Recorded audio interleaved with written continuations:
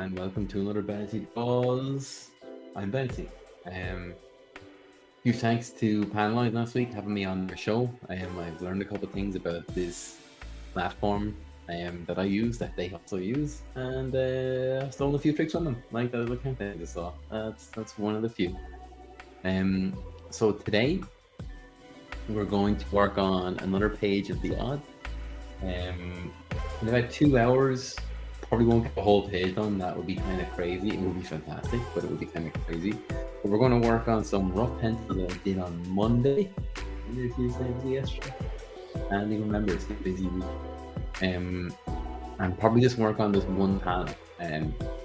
While I'm working on this, I'm also going to talk about my technique. You'll see thumbnails that I've done. What else will you see? You will see probably just this. Hit the comments, let me know if you have any questions. I will answer them. And as always, please go to the website. We have prints. You can book commissions there. I'll be taking commissions in the next few weeks. Sorry, in the next few months. And you can also get involved here on the stream, in that I used to do a thing where every month I draw a new print for the website. What I'm going to start doing is this drawing they do on the stream will become the prints for the website. I think what I'm going to do is I'm going to find a way to put a code or something up for people who watch the stream to use to buy a print of the stream they watch me draw, or the picture they watch me draw on the stream. So that's incoming. I'll have an update like that on the newsletter. One just went out this week. Thanks for everyone who opened it up, actually. And another one will be going out, like, not next week, but the week after, depending if it has been major to bring to everyone's attention. I'm also going to be at Celticon this weekend, Monday, in Kildare. Please go up. I'll have books, trade paperbacks, I'll find whatever you put in front of me as well. I will be doing sketches, and I'll have prints, a whole bunch of stuff really. So please come stop by. I think it's from like 10 or 11 or something to 4 or 5. I believe it's free in. This is a great event. And if you go to celticcon.com or .ie, I think you'll find all the information about it, and kind of a cool little sick video of previous years have been like. I think that might be all. If you have been paying attention to the website, there's going to be a new t-shirt design going up pretty soon, maybe even 2. I have a couple of ideas that I want to get done. They're kind of sitting on my iPad waiting to be finished. But before we go anywhere else, let's talk through this page. I'll go right back to my thumbnails here for you first, and then I'll show you the pencils, how I pencil it, and things are going to change now that I have a pair of fresh eyes. Like Buck's legs are going to move down a little bit, and I might move Finn's lower half kind of more at an angle. I might not. It might actually work that way. I'll lead you into Sean really well. But I'll turn the lid off, turn this on, so you can see just how loose my thumbnails are. These are drawn really small. I throw them onto this, scale it up to the size it's supposed to be.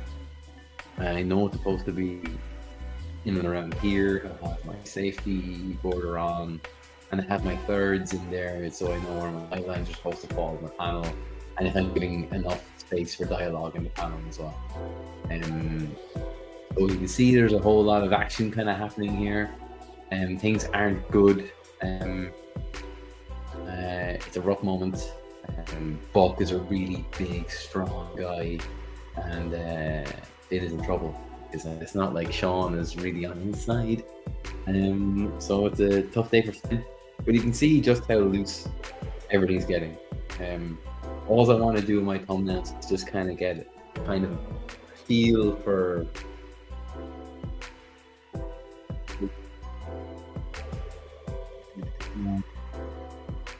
So what I mean by kind of flowing in, because we read pages from top to bottom, left to right, I have us starting here with Buck. I have Finn leading us into Sean leading us into this panel here, where she's bringing up her crossbow in this direction, and that'll lead us back into here for us to read down this way again. So you can kind of see it's kind of a zigzag. Yeah. You do what you can, and sometimes doing things like maybe tilting this panel more so it's more of a zigzag and less of a shape like that. I could do that later on and I'll see if it works, but I do want to leave some of the upper third here for some dialogue with Sean, maybe even 2/3, so I might lower her down, and you can see I've dutched this angle as well, so keeping it kind of high energy, making things look a little bit dynamic just by moving the horizon line, all to keep the tempo up. And you can see here there's no panels on this panel. It's another bleed panel, and I like to do this. I think it controls the pacing, and this is a big moment. This is like I want your eye to wander. I want you to rest a little more on our hero who's in real trouble, and so you kind of feel the bad times almost as much as Finn does. And without further ado, we'll get into it. You can kind of see here where my eye lines have changed. I wasn't sure about a few things. I kind of came at this page a little late in the day. I was a little tired, so I did something I don't usually do, where I drew absolutely everything on a different layer, because I was half thinking about lowering Sean, and I think I will. I don't want Sean. Sean's not as tall as Buck. No one's as tall as Buck. Buck is massive. So I kind of want to make her look quite low down. And as like by keeping Buck as like the tallest thing on the page, it makes him look bigger than everyone else. It's important to think about those things when you're laying out your pages. One thing that's annoying me about Buck's pose here is the pose. I really don't like how I put his leg there, but really should. So if you look at his hips, remember kind of like how I did the demo on the foot. That's coming, by the way. I haven't had a chance to put all those little demos together from the previous odds show I did. Where I drew a foot and the two-step process and how to draw toes, that kind of stuff, and make sure they look like digits that are carrying weight. It's not just something people fall down on. Hips, always important, male or female. You have kind of a ball joint here for the leg. It's never the leg just comes out of there. It comes back out and goes down and then goes into the knee. Okay, so think of that here when you're drawing someone. Oh, would be nice to put the pencil if you want to draw someone. But drawing their hips, get that shape, realize the leg popped out, and you'll find that you'll get a far stronger pose. Even that looks like more action, he's far more balanced as well. Like he's really going to try and crush Finn's head with his hand. And Buck is the kind of guy that could probably do that. You don't fuck with Buck, he fucks with you. Now, my safeties are on. I made Buck's shoulder a little wider. I think I like where Sean's head is now. And I think I'm going to use I'm just going to duplicate that. And I'm probably going to, I want it to work, I might have to redraw a part of it. But I think if I was to use his knee to lead us into Sean and bring his hips back a bit, it looks like he's just been dragged as opposed to been jumped up and straight, and he looked a little too stiff there. I think this looks a bit nicer and actually does work. Yeah, I'm gonna go with that. But you can see how I've left everything editable because it was late, wasn't at my best. I knew I'd come back to fresh eyes and go, you know what, that's a bit off, that could look a little better, I should do this here, all that kind of stuff. And I was just trying to give myself the option, try to be kind to myself a bit. Yeah, that's a bit extra. He's a big guy, he's got big shoulders. Go. Right, this is where we're going to go with this. I'm going to try to get this background in. It's going to be kind of an action-y background. The second panel, oh, we crashed. How about that? Maybe Sketchbook is tired as well.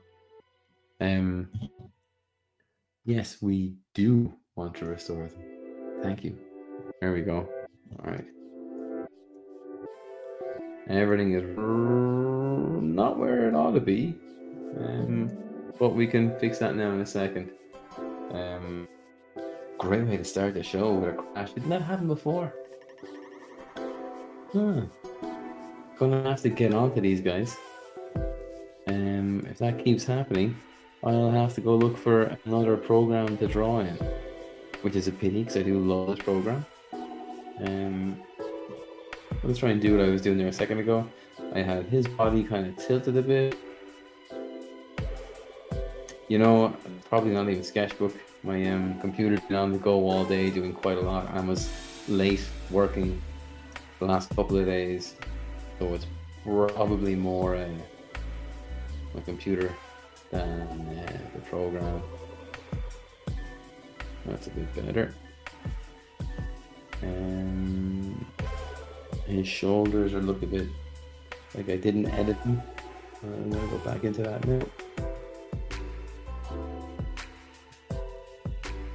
And you can see how loose I am with these. Like I'm just trying to scribble it out. I was less loose with Sean here because I suppose I've kind of drawn her in before or something. I kind of know where things are going to fall, where things are going to fall on, what lines, that kind of stuff. The complicated bit now is where Buck's hands are squeezing in on Finn's head. Buck's a big scary guy. Can't say enough about it. He's nigh indestructible by the looks of things as well. So this is not a good place for Finn to be right now. Yeah, okay, pretty happy with this. As I'm still figuring things out, I'm actually going to draw Sean first because she'll kind of get me in the zone a bit. And this is kind of an easy pose for me to draw with her. You saw me look over to my right on screen, and that is because I have my model sheets and things here on my iPad beside me. I think I shared them the last time. If I didn't, I will share some more now because I have a model sheet for book that I don't think I've shown yet, outside of a kind of a usual suspects lineup thing with their heights behind them. But yeah, here we go. Get into inking this.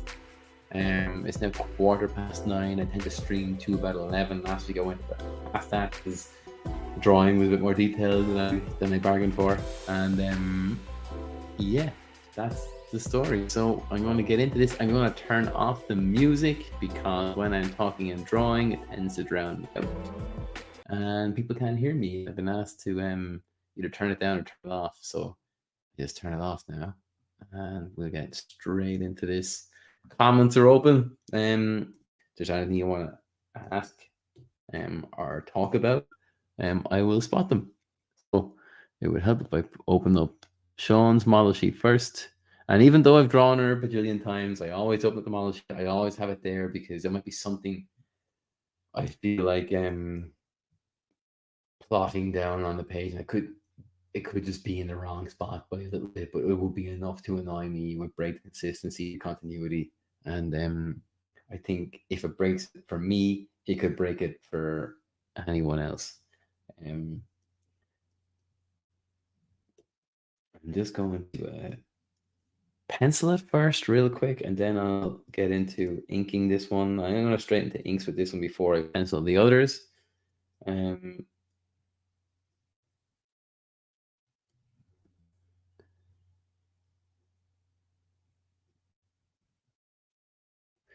For drawing expressions, I think I said it before in a previous stream, but go and look up Paul Ekman's seven universal emotions. They are seven emotions that um, are used by everyone, no matter where you've grown up, what's influenced you, um, culture, anything. It's just something everyone does by default. And what it'll do is it'll put you on the straight and narrow when you need someone to react or convey something. These emotions are understood by everyone, and the second I feel like I'm drifting away from what the character's intent is, and it's something that's just a nice drawing, I go back, I revisit that, and it kind of puts me back on the straight and narrow. I hit the emotion right, and it's something that can be read by everyone immediately in microseconds because it's kind of one of those kind of micro expression exercises too, I guess. Um, but all of that stuff really, really helps. I mean, how many times have you seen folks have the same kind of head type or expression because an artist might fall back on what they know. And what it kind of does is it kind of kills the story beat. Um, Deadlines are a thing, and you have to hit them, and you fall back on what you know for those. Sometimes that's absolutely part of the biz, but you you need to be able to vary yourself when you can as well.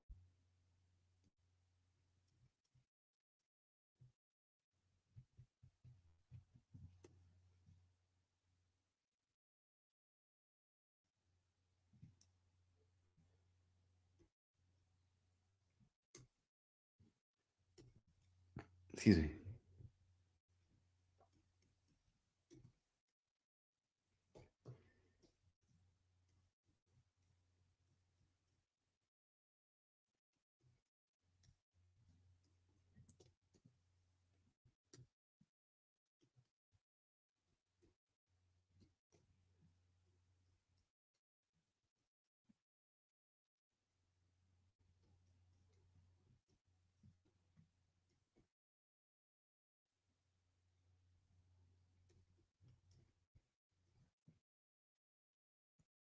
As I was drawing this, and you won't see it, um, but there was another layer where I was making sure things like nose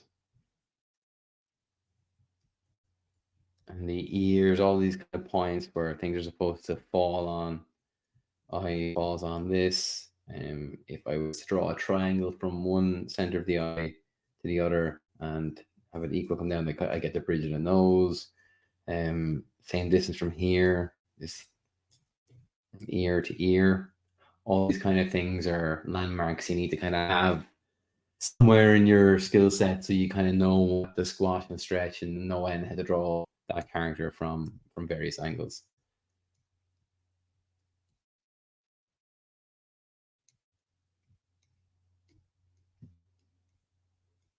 I followed the Proco TV stuff on on YouTube, and they always refer to a couple of techniques for drawing heads, things I've never heard of before actually, and I can't remember the name of them now. But that's if drawing is something you're into, that's a really good site to go and check out. And you'll find some really great talented artists on there just drawing, talking about their approach. It's really good.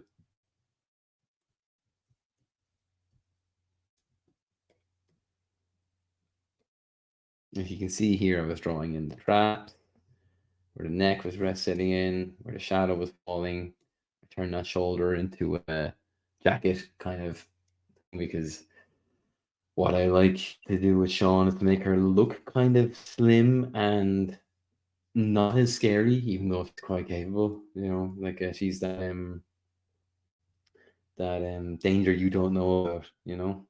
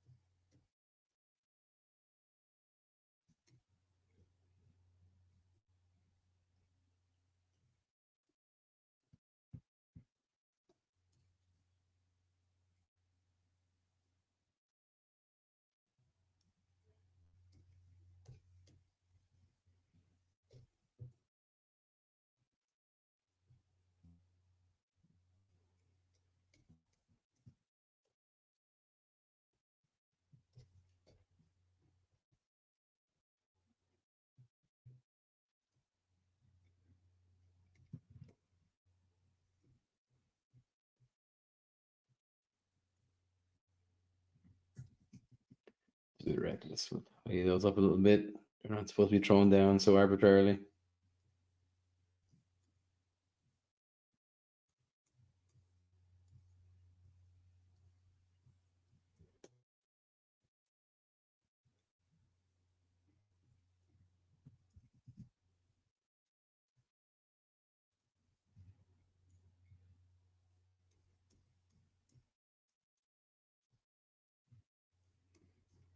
So you might have seen the last page that I penciled here. Actually, I should put up the inks. I haven't done that yet. I was kind of afraid to, because I don't know how much it is I want to show before the book comes out. But I could probably show a panel. Um, I'll do that maybe over the next day or so on the socials. But you would have seen kind of Sean getting ready for some kind of big action moment. There's a ton of guns and knives and things laid out on her bed that she's getting set up. If this is the same issue, but you don't know what part or what page or what period we're in, and it was this before or was this after that.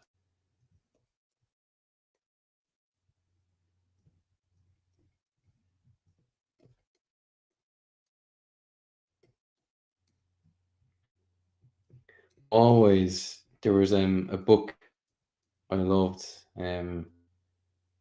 that had some Adam Warren stuff, and he talked about how he rendered leather and a leather jacket and stuff. And I always think of it every time I go to draw a leather jacket, and I never quite get it to the same level that he did. Adam Warren's kind of brilliant.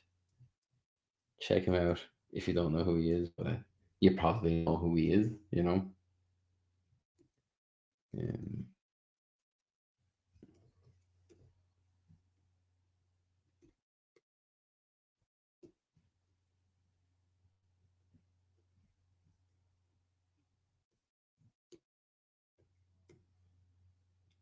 okay, kind of like this. That's not bad.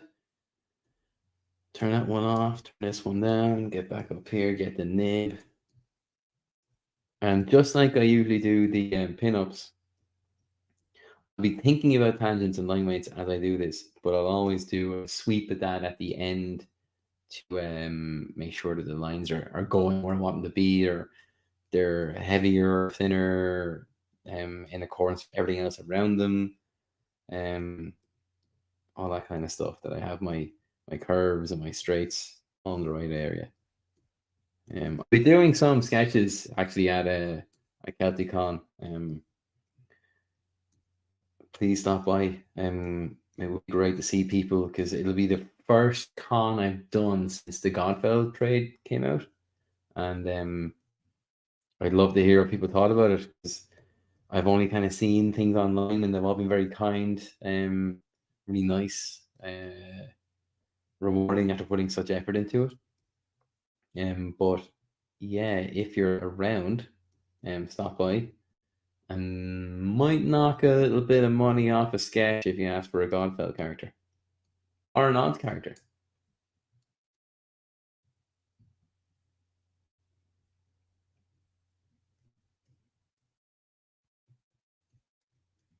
Yeah, you know what? I'm going to do that.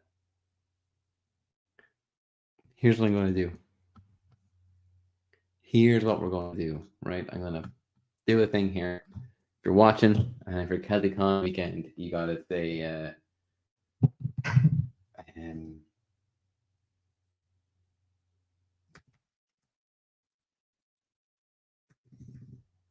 if you were able to say,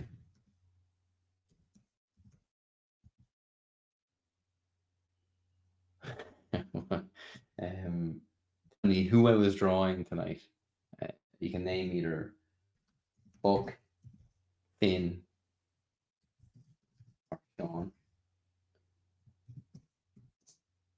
It'll take, what do we say, 5 quid off the sketch.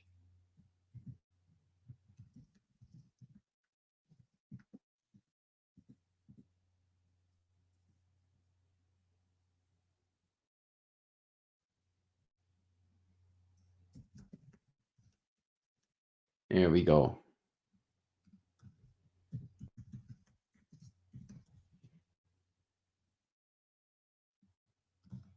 Gonna leave this up here for a minute.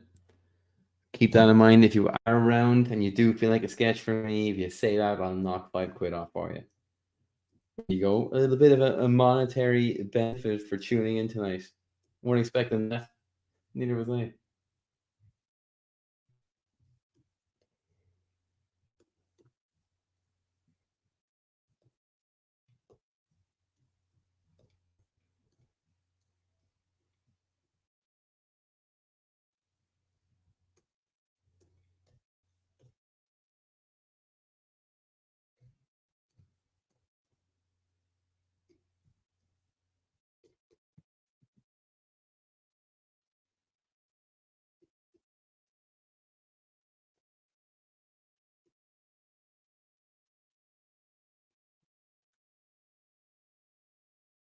I just did a quick save there because it crashed just before we started, and I don't want to lose anything.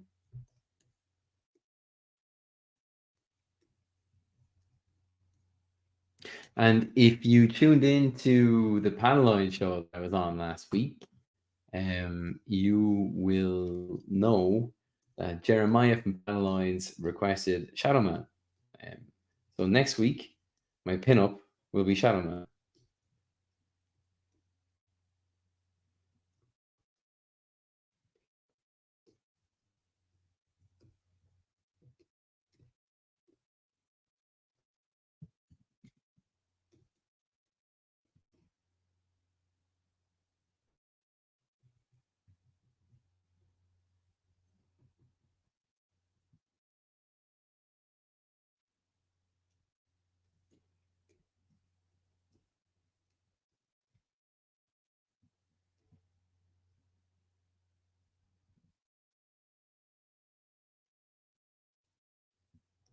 Yeah, did that shape wrong, didn't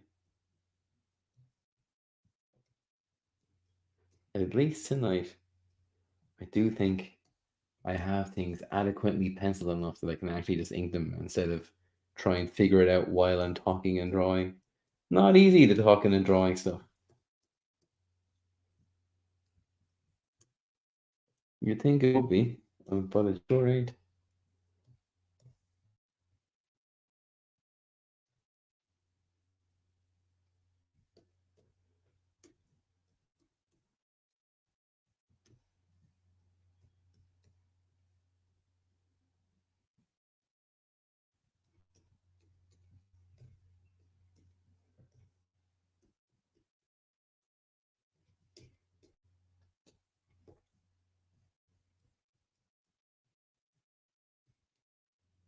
Really looking forward to doing some sketches too because I think like the last time I did a sketch like on paper was actually when I was doing the drawings for Godfell. Those 3 a week drawings. I did 3 a week. I'm only doing like the odds now. I have a Tuesday. Thanks for tuning in last night, by the way. And this, and I don't draw on the odd stream. Um, Dave and myself talk about our book and various things apocalyptic, and so much more manageable than trying to do 3 drawings in a week and fit in work and everything else. It was immense. I do not know how Chris Samney manages to do a Bathtober every October and not end up as sick as a dog. I did 3 drawings extra a week, and like I got the flu like at the end of the first week.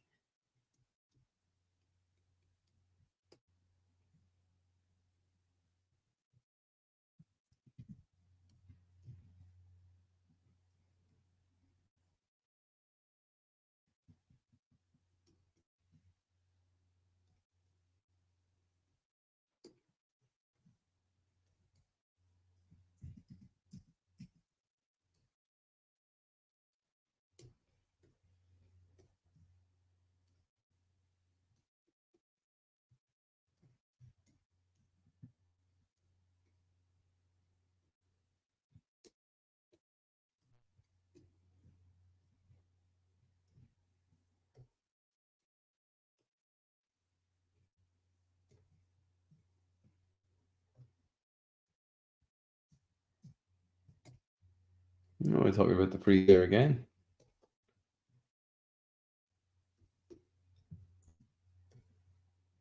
There we go. You're freaking me out, sketchbook. Don't do it.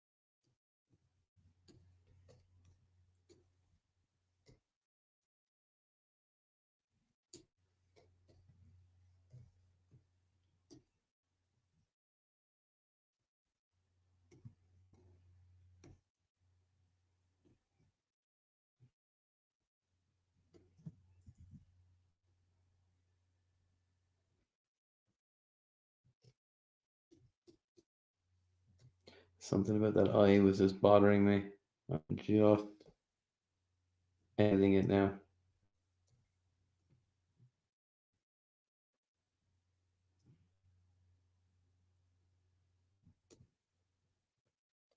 No, not entirely. I'm going to draw that eye again. Not really digging it.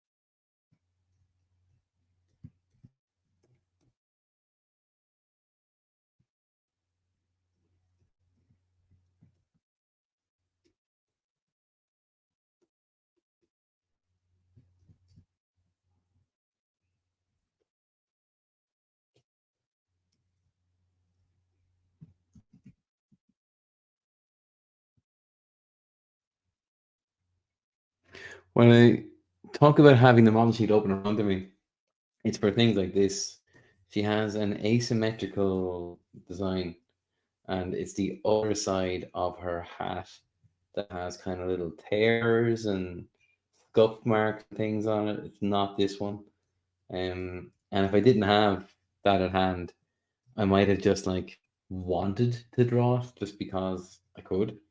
Um, or I knew she had it, but I couldn't remember where it was, and I might have just put it in thinking I was doing the right thing. So even now, these many drawings of Sean down the road, we're come to the end of the issues now, like, and I still make sure I have my model sheets at hand just to make sure they're correct.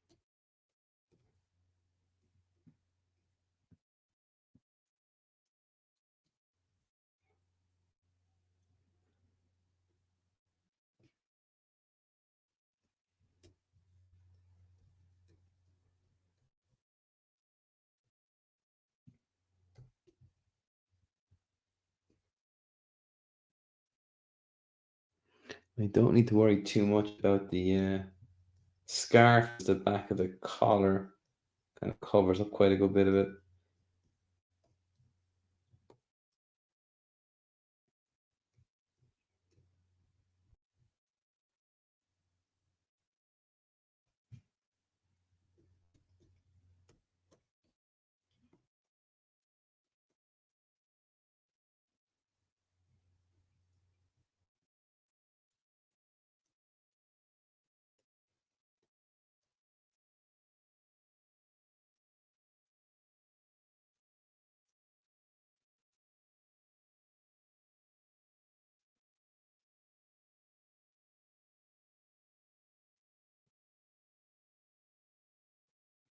More graphic shape for the leather, I think,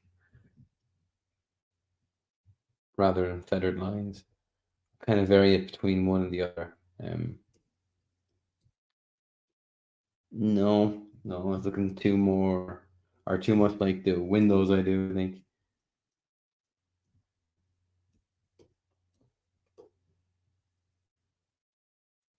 Two in my head about Adam Warren there, wanting to try something, but then seeing that it's just not working out.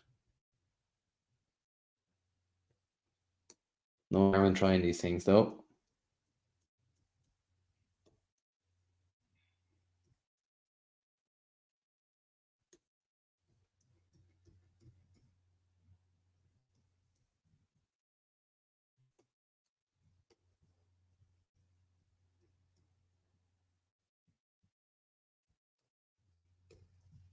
I don't need that line there. I don't know why I did that. I was just looking at my rough, threw it down like an absolute, I don't know, dope, I guess. Time for coffee. Let me zoom out so we can look at this while I take a sip of coffee. So there's our undersketch. And here's what she's looking at. And we're going to get to all this tonight. This panel is getting done tonight for sure. Ah, yeah. That's the stuff. It's an angry book, isn't it? Ugh. Scary.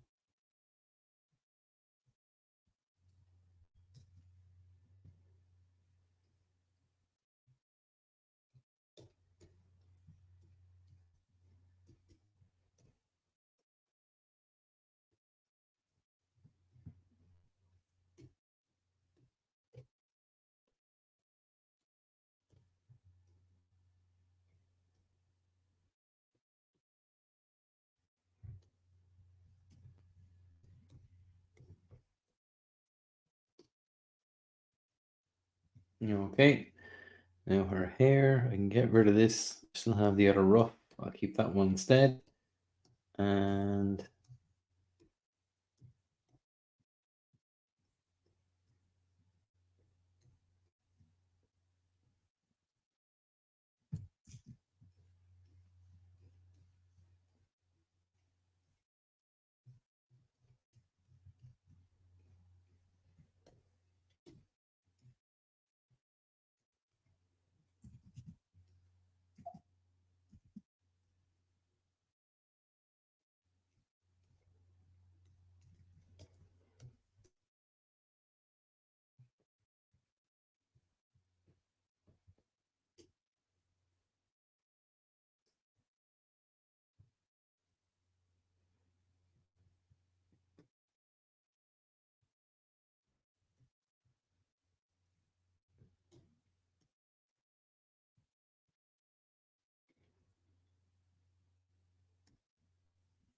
We'll save it again, just in case something bad happens. Is this the brush I wanted?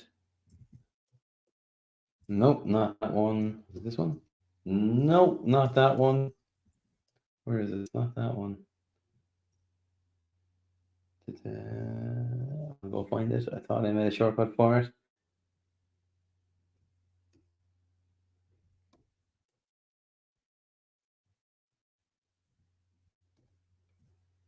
Just something as simple as that. That's all it needs to be. There's Sean. Turn back on these guys. Now, I think it will be easier to draw Buck first. I just think it might not be easier. I think it's just going to be a lot cooler. He's just great pose. I love this guy. It's funny, all the characters I've gotten to draw so far on the books I've been a co-creator on, like I just friggin' love them. And when I get a chance to draw their moment, I really want to do it. And the books had a couple of them, where usually like folks, unless they're like a lead, like Zandy or Net, you might get one moment. Um, Bucks had a couple of them. Davis spoiled me with a couple of big, awesome action sequences, and really get to show off how unbelievably athletic and scary this guy is. Like it's just, it shouldn't be, it shouldn't happen. I'm just going to go back to pencils here very quickly because there's still a bit of figuring out to do on Buck here, and I just want to get it right. I want to get this piece here done really well.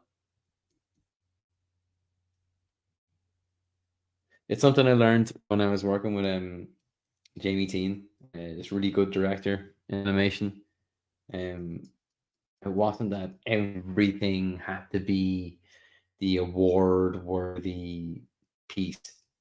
You come across your award-worthy pieces, your kind of your money shots, I guess, that kind of stuff, and you give them everything you possibly can. And the other pieces or moments, you kind of just give them all that they need and no more. And it does two things. It makes those big moments look like really big moments, and it also makes getting things across the line and hitting that deadline a lot more feasible. So a really good approach on professionalism while still letting the art like strive for as good as it can be, as opposed to suffer for deadlines. It's a really solid approach. I really like it. I've adopted it for years. I don't know if he knows anything that one actually. I've never talked to him about it, but I have used that mindset of his for so many things now.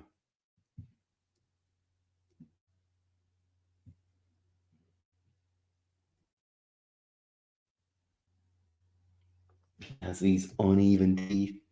He's just a big scary guy, you know. He's like someone you'd see hanging out, getting a few beers in with Leatherface. Yeah, he's just really scary. And Leatherface to be, oh, sorry, but I didn't mean to spill your drink. Please don't hurt me. Can't wait for everyone to see this book. Just can't wait.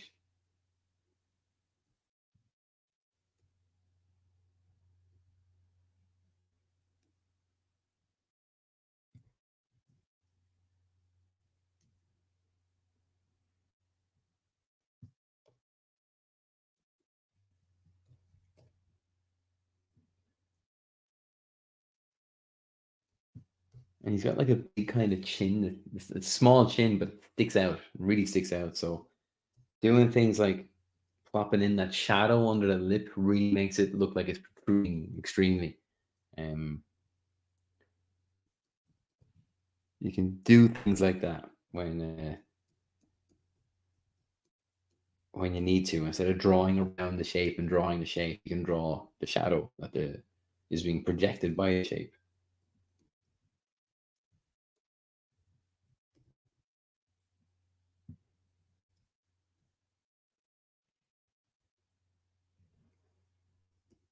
And like this character has these big hairy moles on his face, but they're both on like one side. So again, another thing I'm very happy to have my model sheet for, that I'm not just drawing them in wherever I feel like it.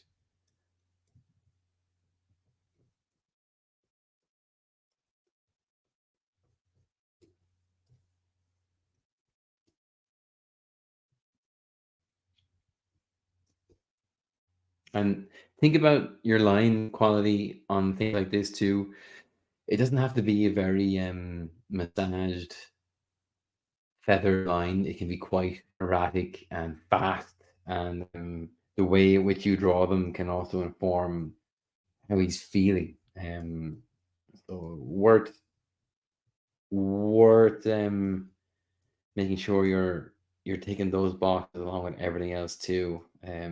Don't just well, you could just go in there and have a really massaged drawing. I mean, some guys do it and it looks amazing. Frank Cho, love his stuff, and all his lines are pristine, well executed, well thought out. But I remember in one of my first jobs, I heard I'm a director, and I never got to ask him about it. Every time the opportunity came up, something else came up, and I missed that opportunity to ask who was that guy again? Who was that? Because it was some famous animator who, way back when, would just draw very different lines depending on the person he was drawing was feeling, if they're happy or sad or angry. And he did a whole, I think like an entire short film based on his ability to render that. And, I remember watching it and learning quite a lot from it.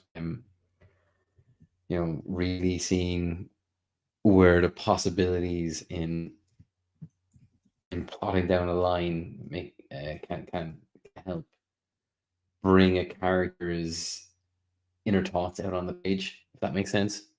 Um, I hope it does. Again, talking and drawing, not easy. Um, if someone knows who it is, actually, let me know in the comments, because I would love to know who the animator is. I saw it once in a studio, and I haven't been able to find it since because I cannot think of the title or the animator. Um,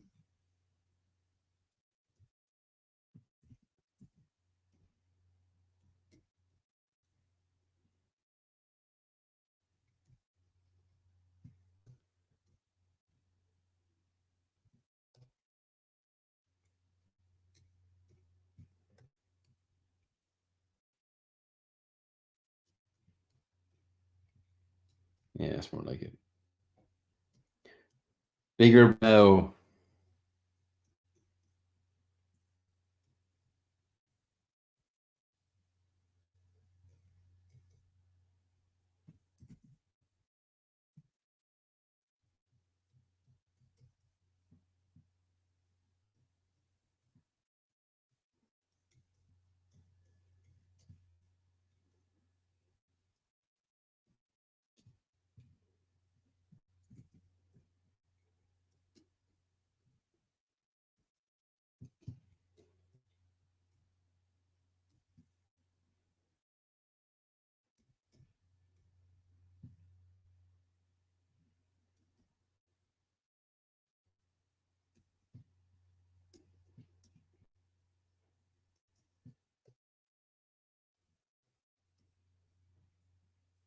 There's another character in the book I don't think you've seen just yet.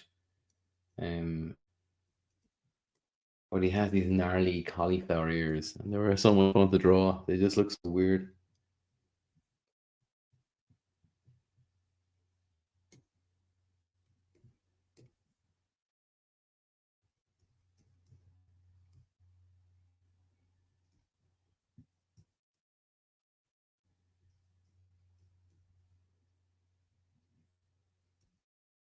But you can kind of see why I was penciling this thing out as opposed to going straight into the ink.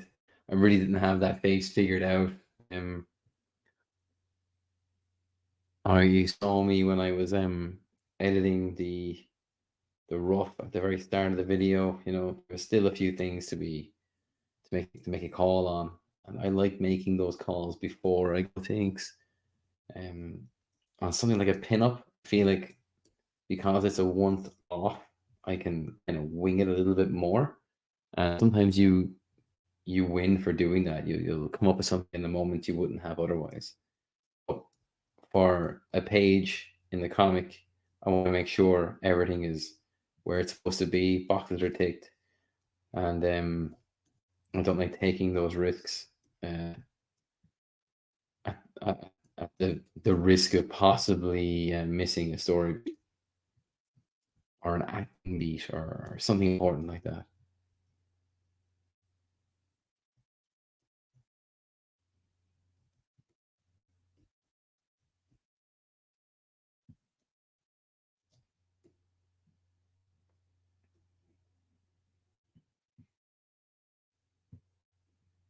And Buck just has all these spills and stains on his shirt because I guess he can't find his mouth most of the time.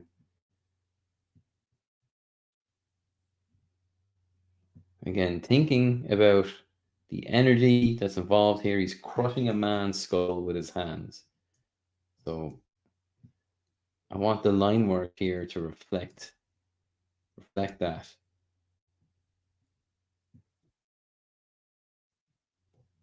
I just want him to be scary, just big and terrifying, and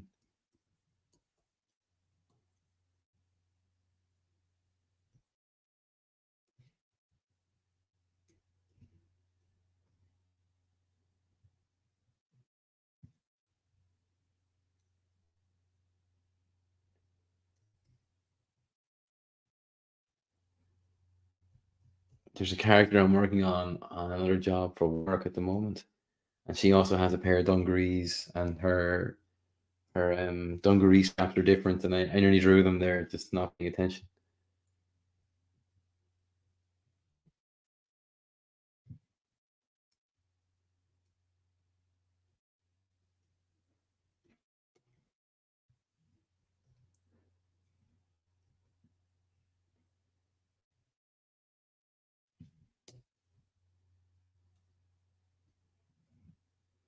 Just want to round that shape out, look kind of flat.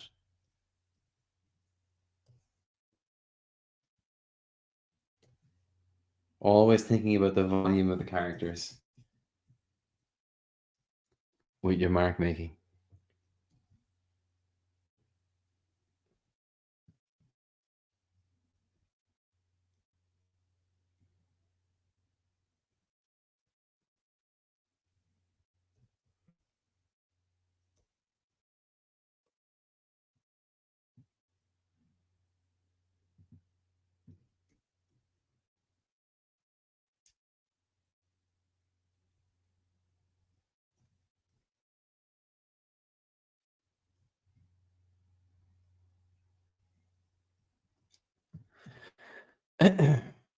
Scoot that thing down.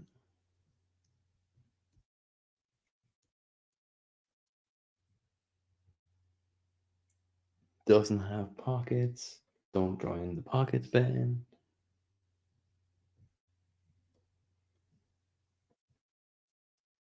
Does have creases. See, I don't draw him as much as I draw Sean.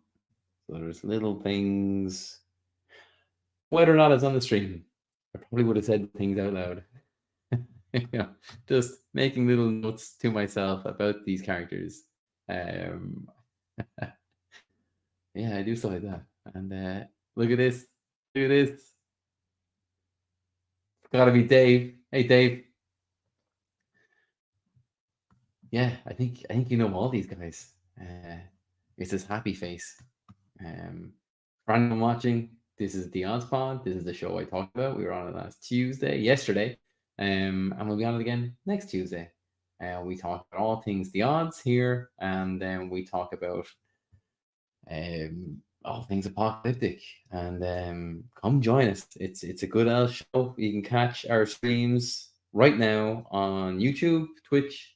You can get it on Twitter and X as well. A bit harder to go find. You'd have to go into our page and go down to our thread, but you can definitely find the YouTube and Twitch things a lot easier. We're on all those things. Please go find us. Let Dave know. You're listening. He's listening right now. Hey, Dave. For those of you watching right now, this is Dave. Give Dave a shot. Hey, Dave.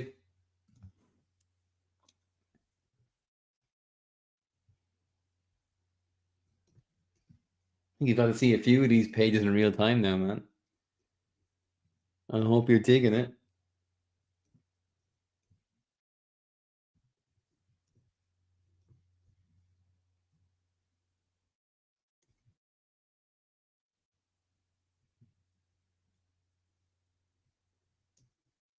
I don't want to get too into finishing those hands at the moment because a lot of Finn's arm and head is going to cover a lot of these. And just like I talked about earlier on, where Jamie was saying things about putting your best piece into, you know, the money shots, the real winning elements of whatever you're working on. There's no point in drawing the best hand in the world here if no one's going to see it. Nice. Glad Dave approves. Dave, guess what? I think you're the first comments from Twitter. I think it's been pretty much Twitch and YouTube entirely.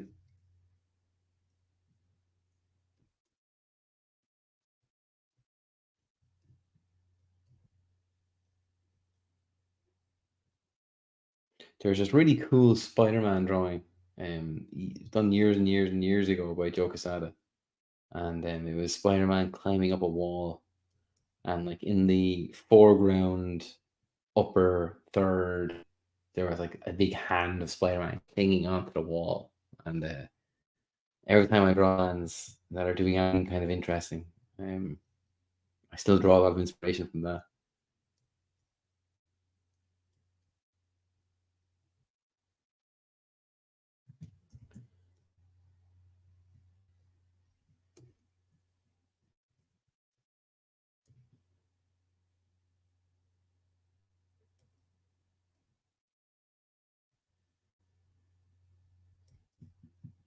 And remember, hands aren't these, I'll use this hand, aren't these rigid things that are just flat shapes all the time. When they're grabbing stuff, everything about them moves and curves and rolls. So when they're grabbing stuff, make sure you try and capture that. They're not all on a level plane going at an angle. They curve and they move and they wrap around things. They're made perfectly to do such a thing. They're made for grabbing. Which is why when people are boxing, they break their hands because they're not meant for hitting. They're meant for grabbing.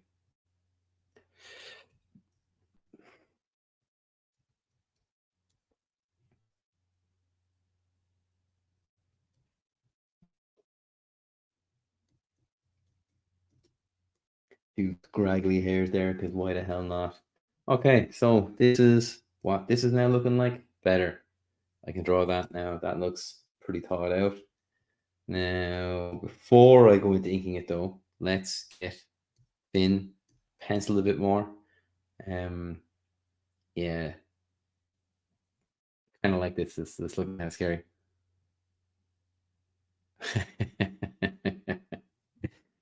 Dave is just on there. I'll show everyone what he says. Of course, Dave is absolutely. He's probably the coolest of all. Yeah. Yeah, I don't know about that, Dave. I think you're pretty cool.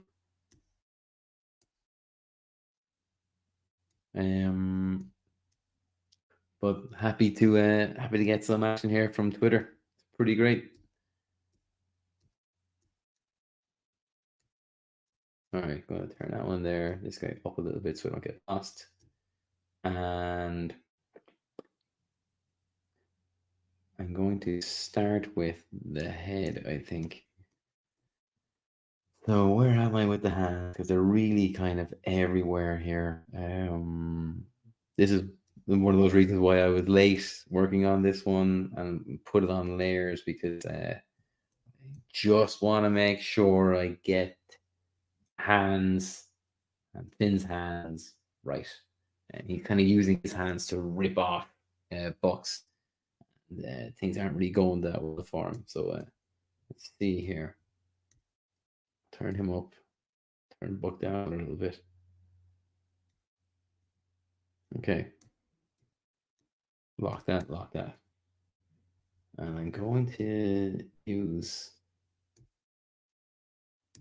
the pen here. Just actually, you know what? I'll stick with the pencil and I'll change the color to blue so I can't get lost in what's happening. Yeah, there we go.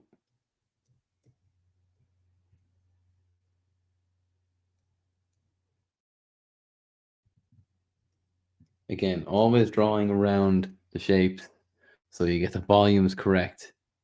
That volume will inform the perspective, anatomy, all that stuff. Make sure you get it right.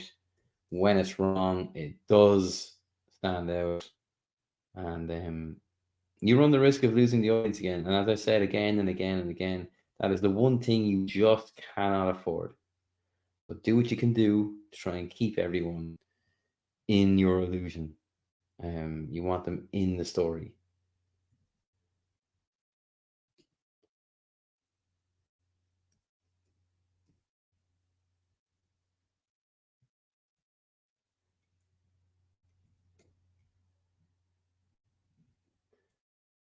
I'm not drawing in details on his clothes yet.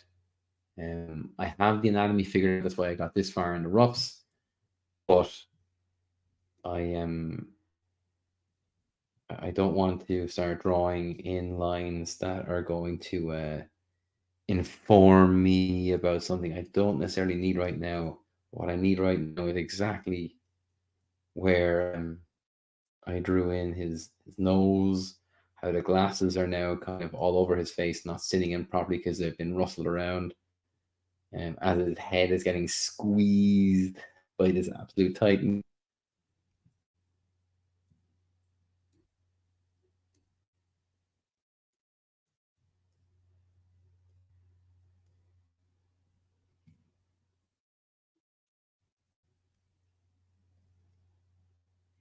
One of the things I was really happy with when I was roughing this out was as I was drawing his hand and the fingers trying to stick into places and grab things.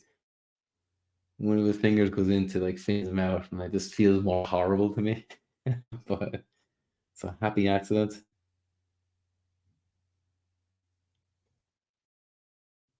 No, not so much a happy accident for Finn, I guess. Kind of the worst accident, I guess.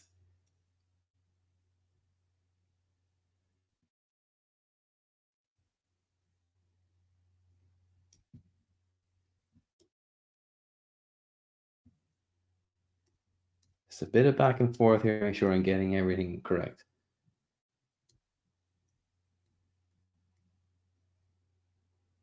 I might even draw in a little bit of Buck just to be sure things are falling where they're supposed to be falling.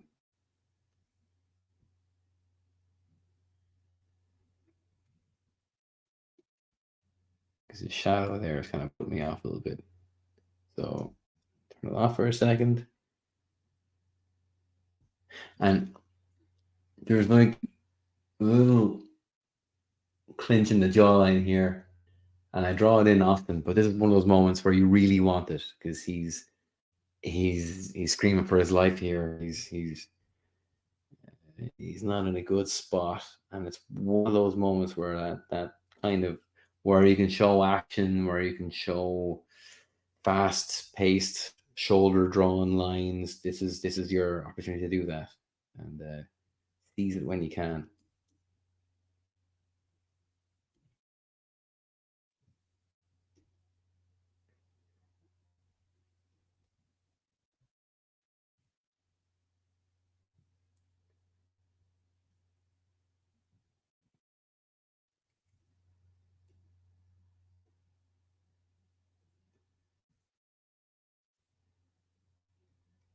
Yeah, it's too much hair. I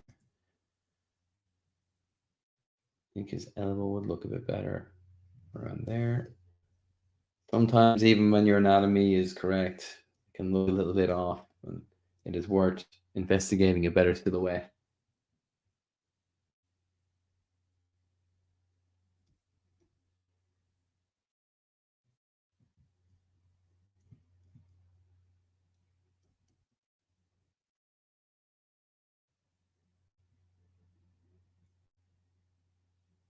And a pose like this is an opportunity to have everything moving all at once. Um, Instead of maybe just having the zip going down. Like, really, really think about what else can you do to make your audience kind of feel the movement in this pose.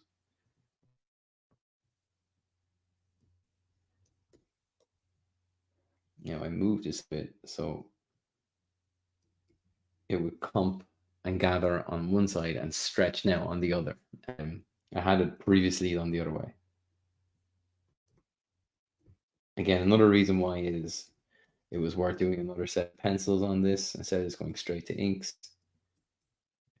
That's kind of giving you an opportunity to get something wrong, and then it goes to print. It haunts you for the rest of your life. Don't do that to yourself. Be kind to yourself. Go and give yourself a chance to figure these things out. Everyone would be happier for it, believe me.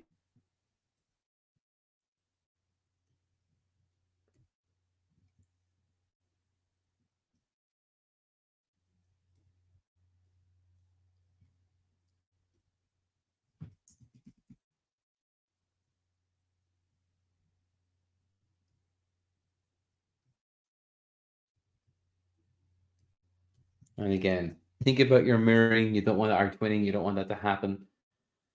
Just because I see this part of his GA doesn't mean he's on the other side. Like I clearly did think that when I was roughing out the pencils here. Um, this is one of those moments where when you spot an issue in your pencils, don't feel like you're married to them. Go change them. Um, look for the best result here. Not you're not stuck in something you don't want to be with here. This is all part of the process.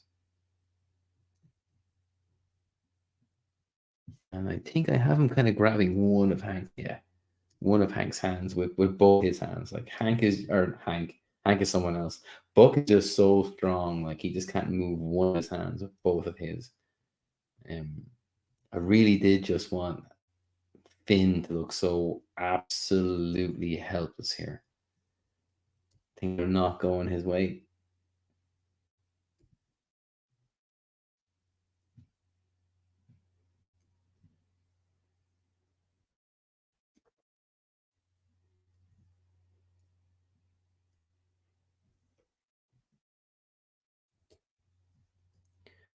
G-Leg gets pulled up. It'll reveal some of his shirt here that's tucked into his pants. Again, clumps on this side, bit straighter on the other.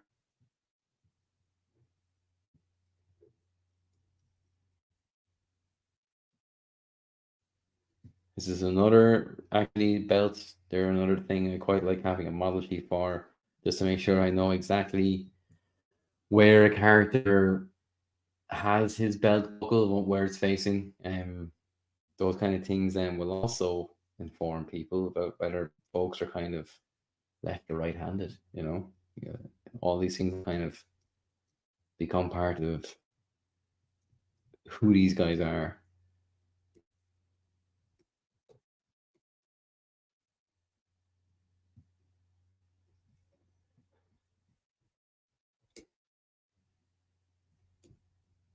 And I talked about before that I like my character to have a specific silhouette, so they're easy to identify at a glance. One of the things I did with the odds was I had characters have kind of a graphic black somewhere in their design, and like at some point it could be a t-shirt, could be legs, could be whatever. But Finn's here is his legs for sure, his pants, and I wonder how colorists feel about that because that might be kind of annoying. I don't know. But I kind of feel like instead of just looking at an overall silhouetted shape, that I had a graphic element involved in this, and I quite like it. Probably something I'll continue doing. Um, but yeah, I'm just thinking about that now as I am drawing in these elements here, because he's kind of wearing these I forget what they're called. Are they just called like construction men's pants or something? Construction people's pants, I don't know. But they kind of got like a highlighted element here, um, or high vis element there, I guess it should be the word. And it's really nice how it breaks up the black between the pants and the black then it's on the boot. I think kind of worked out pretty well for Finn's design here. And again, think of the laces, they should be moving. Nothing's flat here. This is a big panicked moment for him. He's scrambling for his life. And see what you can do with it. Right. So that's looking like we got it there. Those pencils inform me enough of where I'm going. I can kind of see that a lot of this angry hand on Buck here is covered up by his arm. I knew there was something that was covered up. I couldn't remember exactly what it was. Maybe some stuff here. It's, I think, Finn's nose. Let's just do this first. Hand, well, finger, I guess. Because they're on the hand. And again, remember, you're drawing true shapes to find the correct volumes.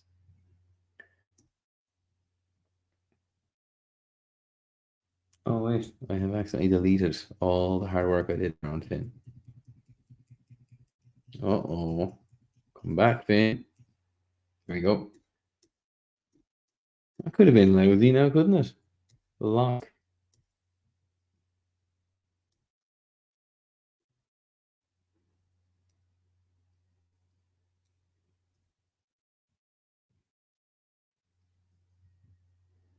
Thanks again to everyone for tuning in this week. Numbers are growing again. Thank you so much. Especially considering I got so busy, I didn't get to put out the tweet or the Instagram notification about like, yeah, I'm definitely streaming tonight at 9. So thank you for tuning in, guys and girls.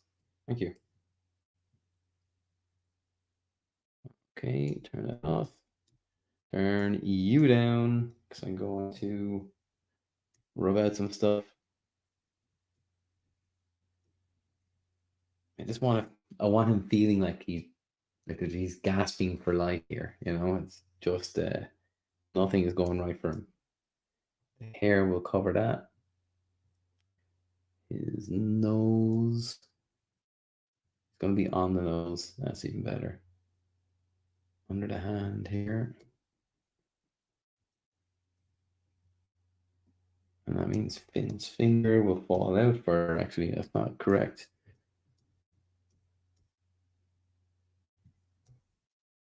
There we go. Sometimes it pays just to do these things when there's little bits of lots of detail. Make it as easy for yourself as you can. There we go. Quite like that because I see a lot less of his face than I thought I would, and I think it works. All right, there we go. There's Finn. There's Buck. I'm definitely going to have picking up the line on Sean, and I will get into Buck first.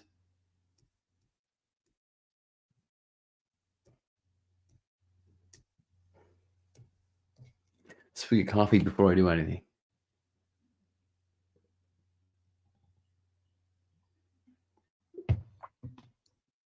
That stuff.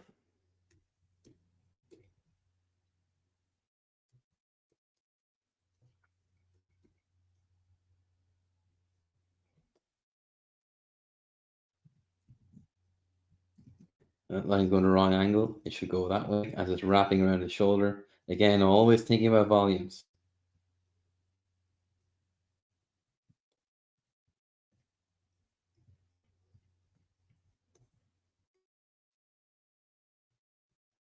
God, I love drawing this guy.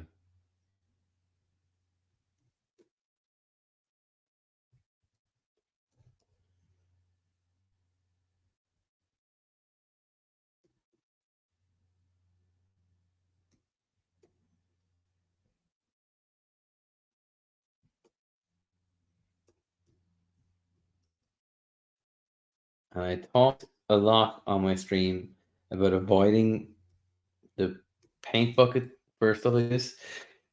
This is one of those moments where you definitely want to avoid it. If you're trying to put in a bit of energy into your pose, go with the brush strokes or the nibs or whatever you're using. Don't go into just dropping in and these big pools of black. You'll find even in your sketchy fills with a brush or a pen or whatever it may be, you'll get another little bit of energy in there that you wouldn't have got otherwise. Go back to Buck's model sheet. There we go. I'll put the model sheets up on my Insta in a bit.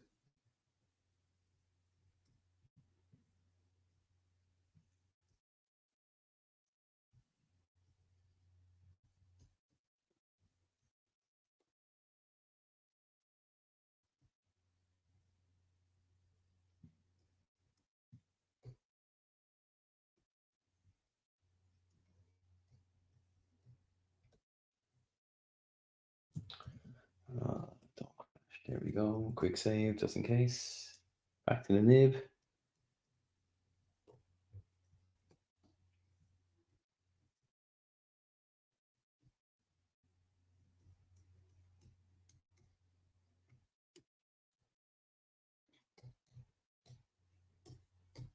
I don't like just how pointy that is. I don't want this guy looking like he has a gymnast's bicep. I want him looking like he's just got quite a bit of body fat on there, so just wrapped up. It should be just big. Yeah, like I don't like that kind of almost perfect body type on this guy. He just should be massive and scary.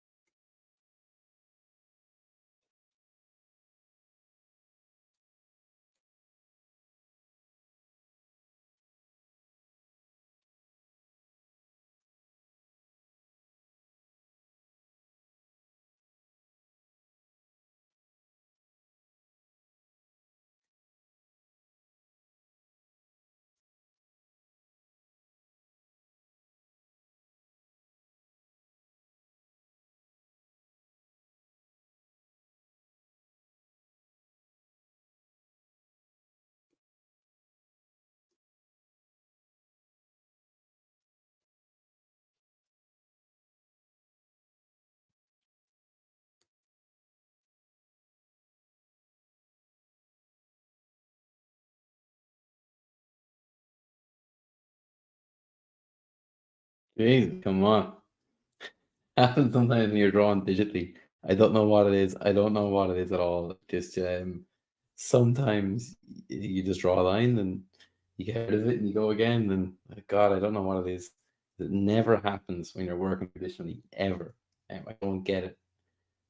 But I've seen so many cartoonists make jokes about that now.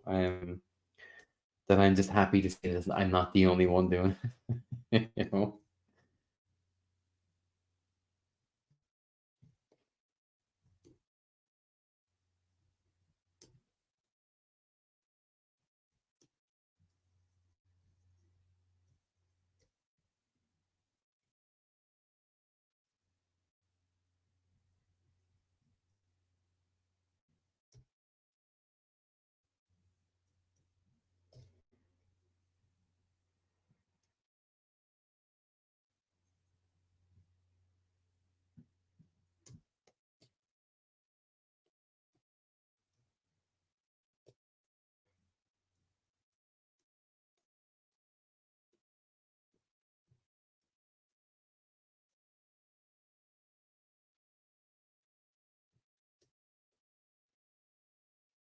You would have seen me sometimes talk about avoiding the face until I kind of get warmed up into things as well. And sometimes I pick a face to get warmed up into stuff. Buck is one of those guys. He's a bit like Vader almost to me. When I draw him, I really want to get him right, so I tend to draw the body before I get into the head. And I think so far it's been paying off. Um, but yeah, like even for me to go and say there, like compare this guy to Vader, it goes to show how much I enjoy drawing him.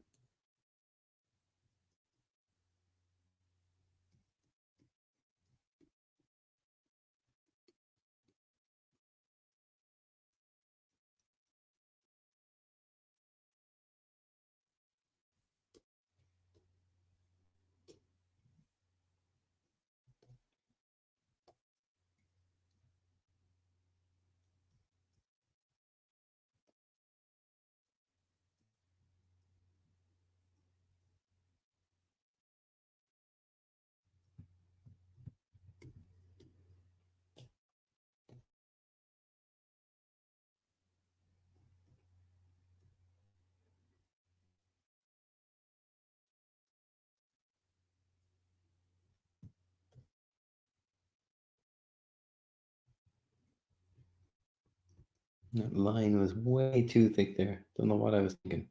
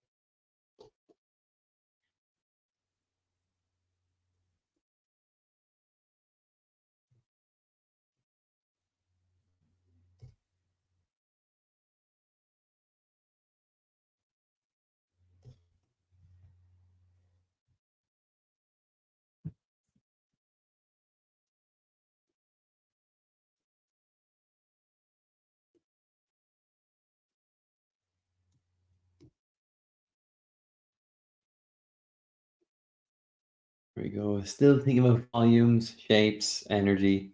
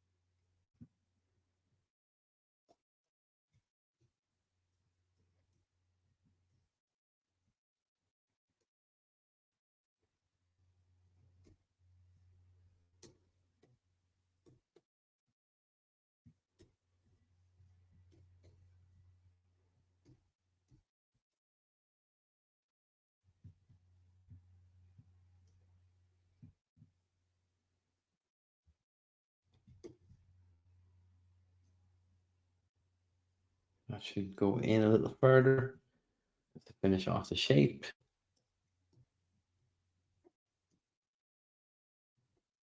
And remember, you're still thinking about twinning. You don't want to leave the same space back before you get into the next curve that comes forward. You want this feeling very energetic.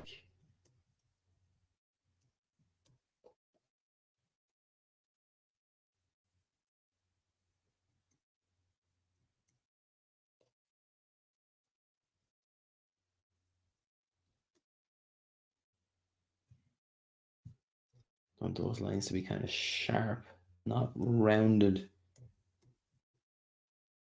Thinking back to that animator that did the cool lines to represent characters' emotion.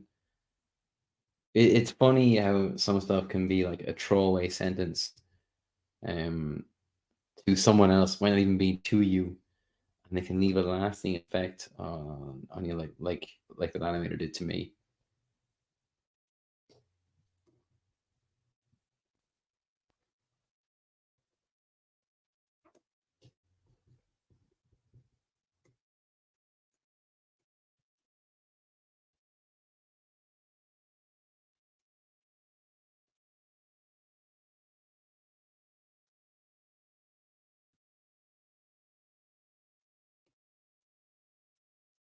Okay, I can already see that elbow shape I've used doesn't really work like that.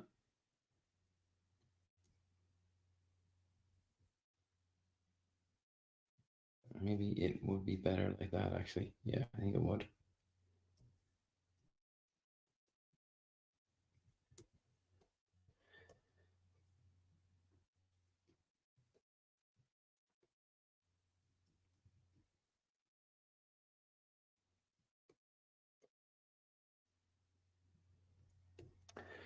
I don't like having so much space underneath it. I think it needs to be rounded out, making it feel weighted more.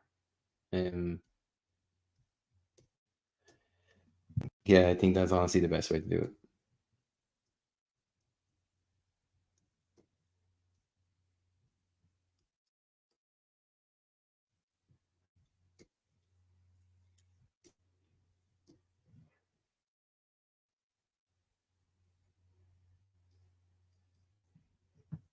I don't know why. I say every time. I always do 3 strokes. Don't know. Don't know what it is.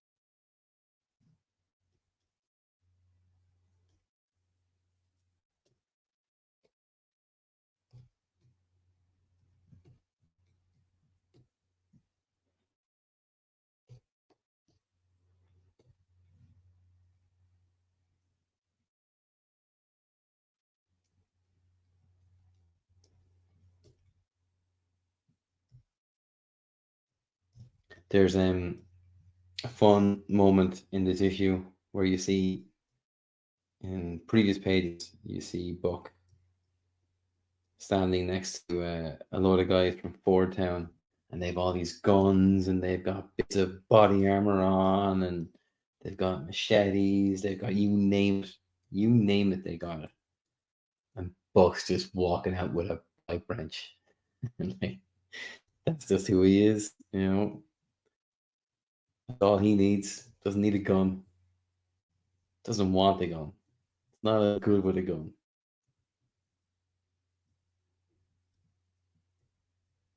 I think you're all gonna like Buck. It's cool in that really scary kind of way. Okay, let's get to his face now.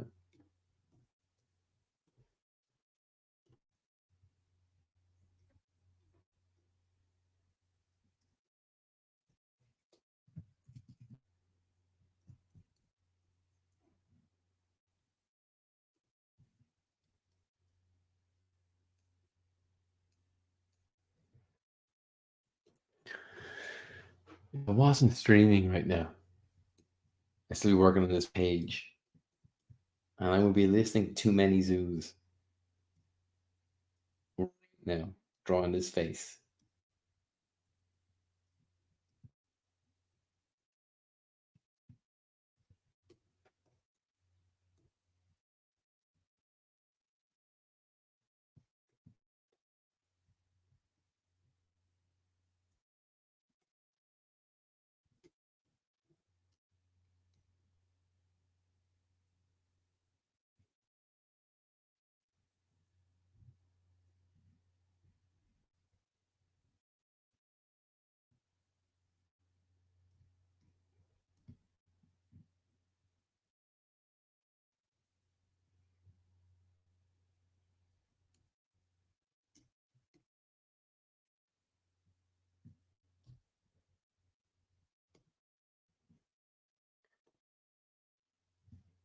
Don't know what it is about me, but I always draw a bit of spit or dribble when someone's getting punched in the face or someone's screaming or shouting.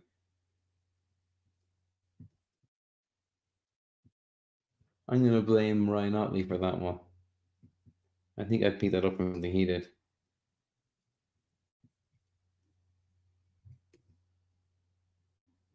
Love it.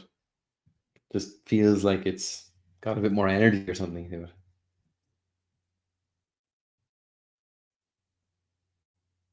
And he's got weird teeth. They're not they're not symmetric. They're kind of all over the place. There's one thing you haven't seen before. This one is when he's sleeping, he's still one of those guys that likes to suck his thumb. Teeth aren't in a good space at all.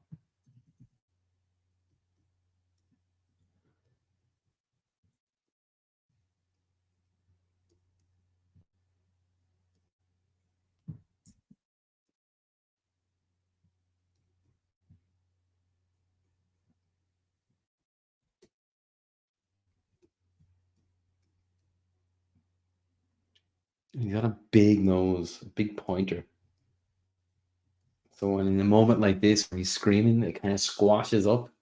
So I really wanted to, because he's really shouting here, he's really growling. I want this nose to look like it's just almost furling up.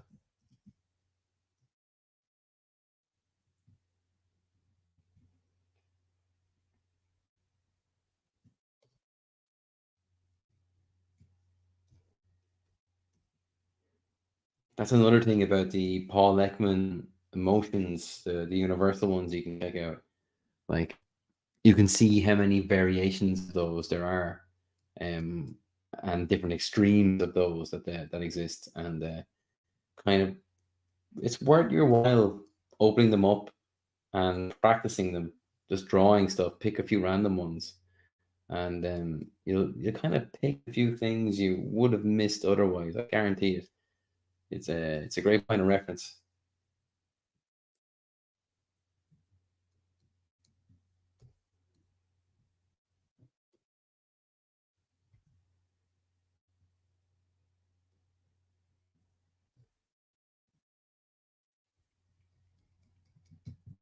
And you might have noticed in a lot of my drawings, I tend to do those quick lines over noses and stuff, and it's purely because like that's where most of the blood is in the face. Well, not most of the blood, but there's a lot of blood in that part of the face, so it tends to be a bit redder than most.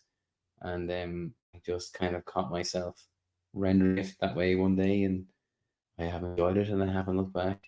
Um, that's why I do it anyway. I'm sure there's others who do it for other reasons, but not me. Look at that. That was a big, horrible hand. Get rid of that. And he's kind of got a little bit of stubble on his little pointy chin.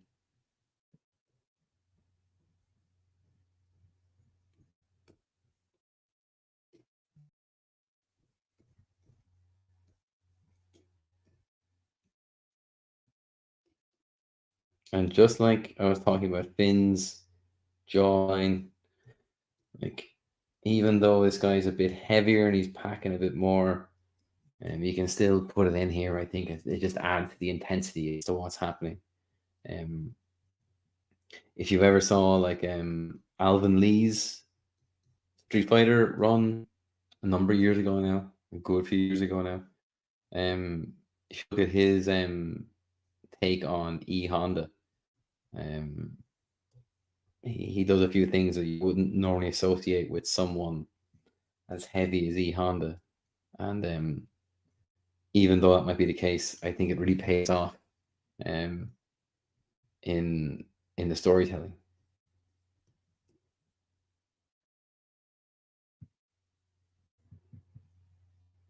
This guy has a really big brow, so really get in there and hang it over the eyes. Too much.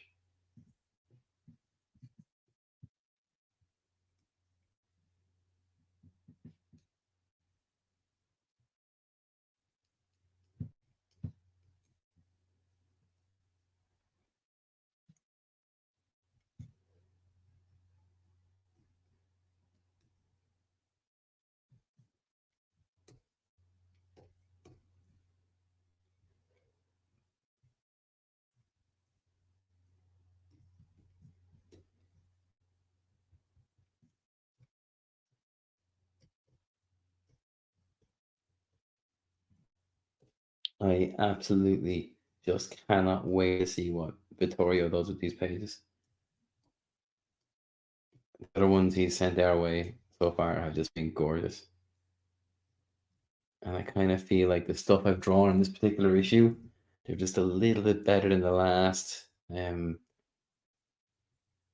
not that the last issue, I mean, better art I've submitted than the last issue. I feel like I've kind of hit more stride with these guys, or maybe it's the location these guys are in. It's a bit more my wheelhouse. But I just can't wait to see what he does, because I kind of feel like if I hit a stride, he tends to make me look better anyway. So if I'm pretty happy with those pages, I think he'll make me look really fucking good.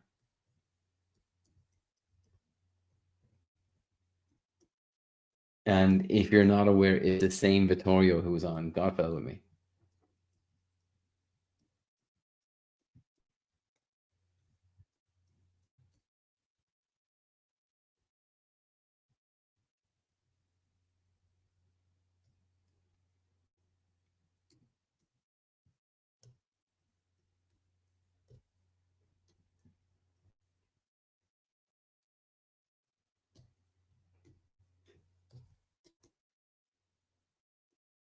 Where are we? 20 minutes. Yeah, I think I'll get this guy and Finn done in and around that time. This is kind of what I aim for on a kind of given night at the very least before I hang up the the drawing tablets, I guess, if you can hang them up. Um, is a panel finished, or if it's a really detailed background, at least a background on a character rough, little bit at a time. Everyone always says if you want to get into comics, you got to make comics, but it's kind of made to sound like it's such a doable thing making comics. You know, you just got to sit down and do it, but it's so time consuming. Um, it's so time consuming. It is not the easiest thing to just go and make. It requires quite a lot of time and a lot of thought. So I would say yes, you must make comics to get into comics, but do it at a pace that is going to suit your lifestyle. You know, what's the point in trying to here now? Going to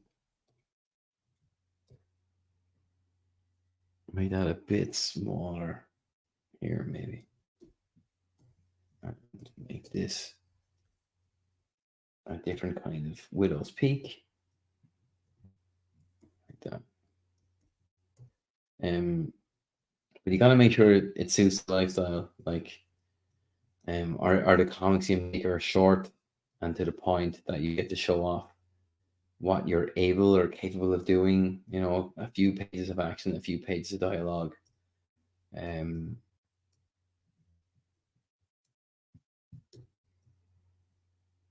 and do your best to make it all current as well. You know, like it's a job. It's not that it's a job, that it's just a huge effort. It's a big undertaking.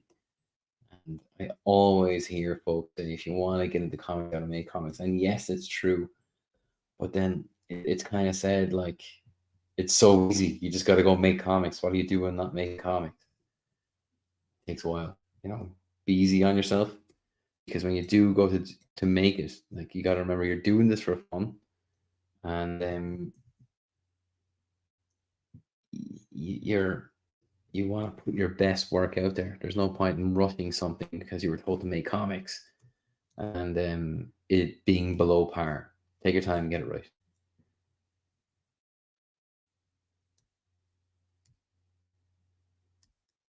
Okay.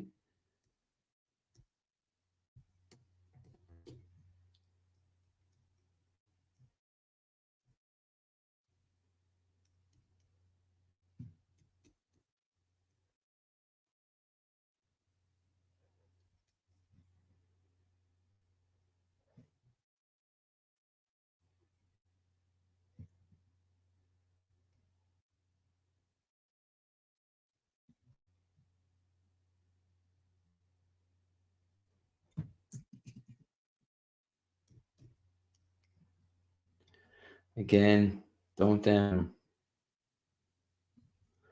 make this stuff stiff.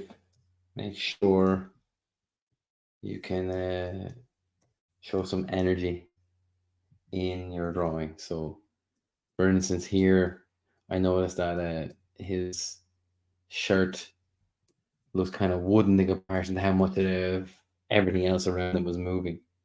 And take your opportunity then when you do spot that to make the change.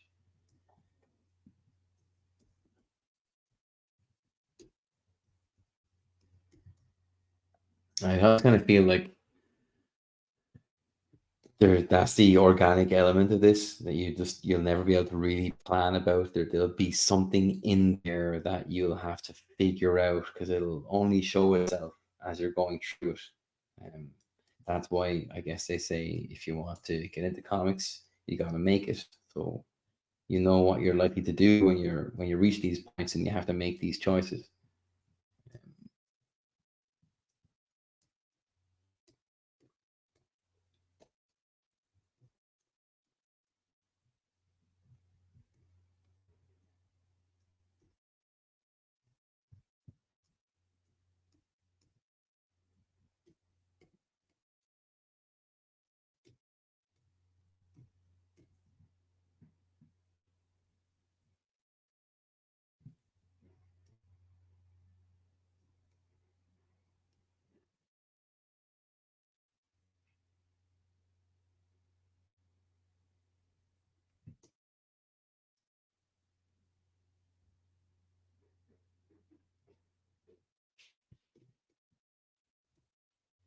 And think about it like your writer, or maybe your writer, you're always trying to put the character in the worst possible position he can be in the story. And it's not just your ability to render that, but when you can add things like how bad could this position really be, you know, and you have this guy kind of fish hooking your hero, just goes to show just how bad it could be, you know. Um, you know how it's going to work out or not work out in the end, but the reader doesn't. So do as much as you can to make them feel for your hero, your characters, and then give them a hard time for uh, for taking the time out of their day and reading about your characters.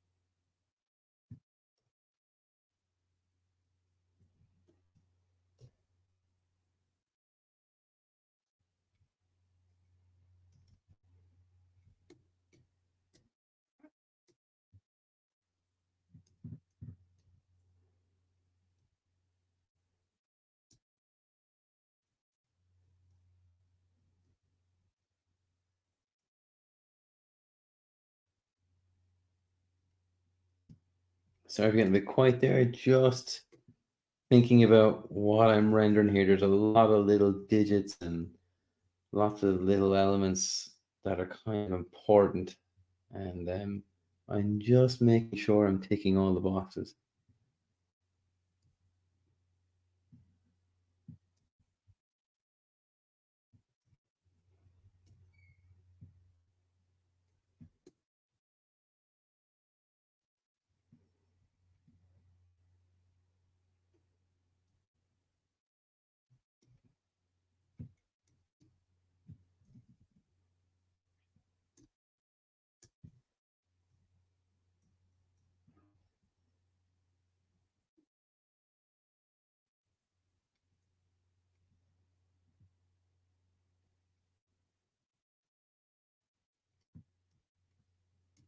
Okay, and I figured it out. Massage some of those lines, get them where you want them to be. This would have probably been one of those moments if I was working on paper, I would have put down the pen, put the pencil again, just to be sure.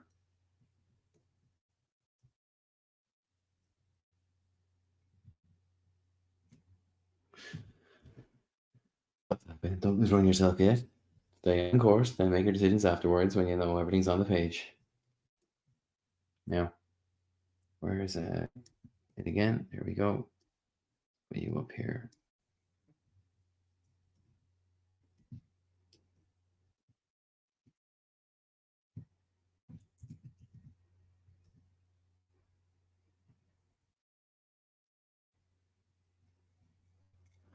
Get my fin model sheet up again.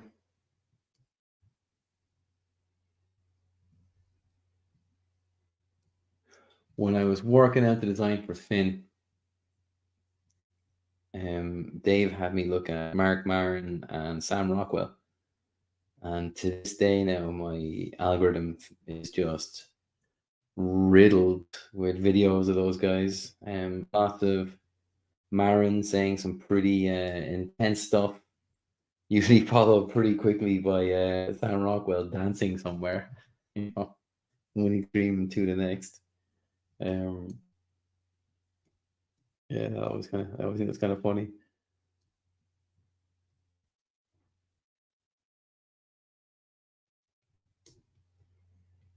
Okay, that is book done, and now I think it's been for the rest of the way here.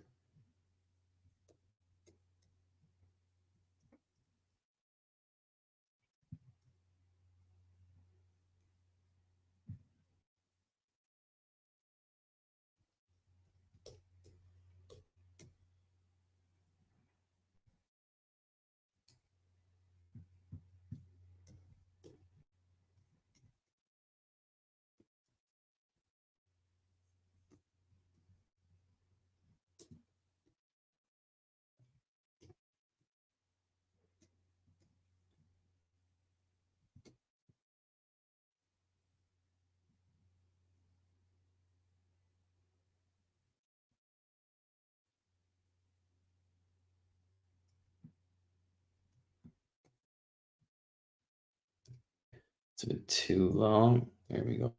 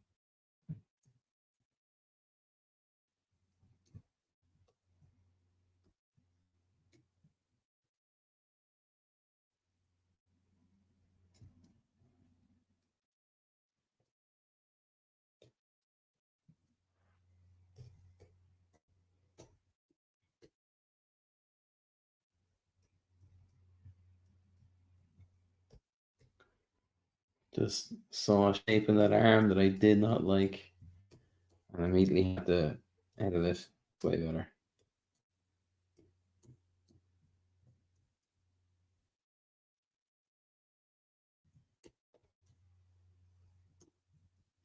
That's almost tangenting. I don't like it. I want to create a bit more space there.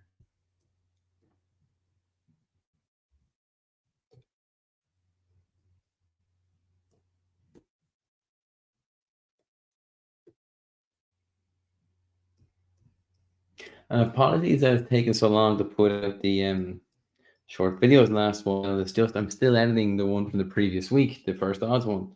Just because it's a different kind of video. It's not a beginning, middle, and end. It was a process video. So I did a bit of talking about my process in it.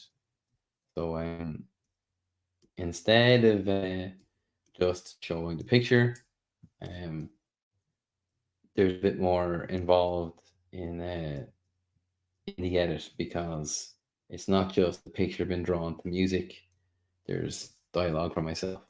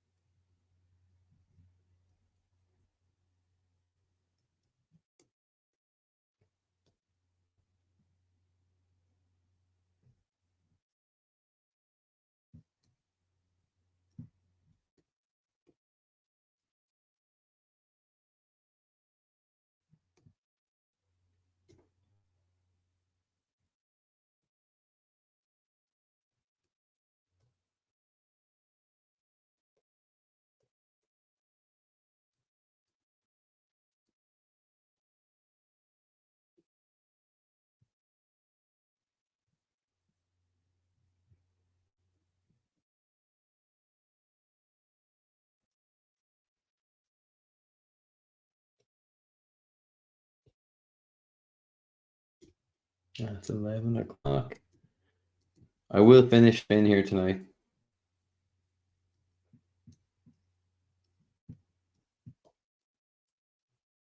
I think all the heavy lifting is done. It would be a shame not to just finish it.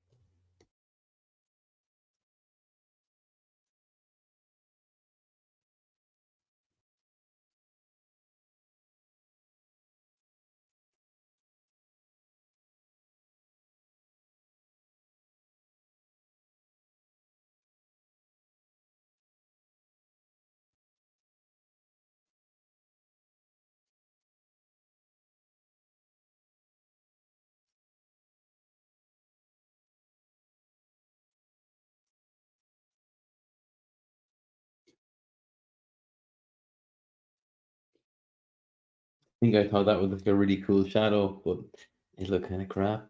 So it goes away.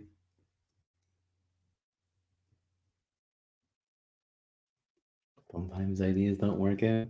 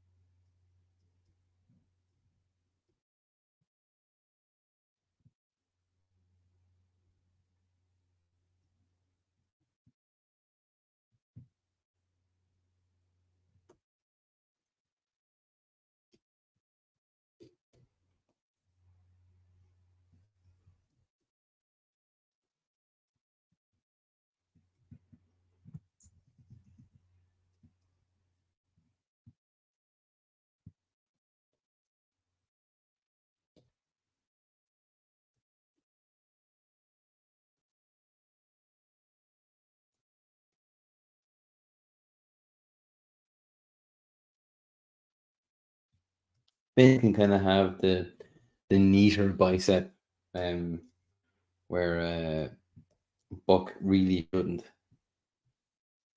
Just these little things might sound kind of silly, but you want to keep certain aspects for certain characters, and